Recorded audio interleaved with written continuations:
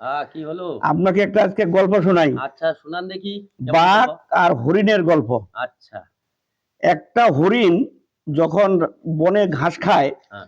যখন বাঘ হরিণটাকে তাড়া দেয়, তখন কিন্তু হরিণটা এক লাফে 23 হাত মাটি যায়। 23 হাত মাটি যায়? হ্যাঁ, আচ্ছা। আর বাঘ 22 হাত যায়। আচ্ছা। সেই হিসাবে বাঘটা কিন্তু হরিণটাকে ধরার কোনো ক্রমেই সম্ভব না। কিন্তু কেন ধরতে পারে জানেন? কেন? বাঘটা হরিণটাকে তাড়ায়, যখন হরিণটা লাফাতে লাফাতে পিছনের দিকে তাকিয়ে দেখে আচ্ছা। যে হরিণ থেকে বাঘটা কত দূর পিছনে আছে, হ্যাঁ। এই সুযোগটায় তার একটা লাভ কম হয়, তখনই যায় হরিণটাকে ধরে ফেলে।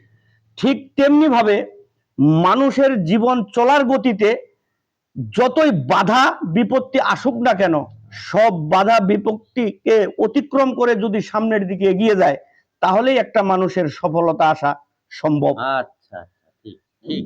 আপনার কথাটা ঠিক।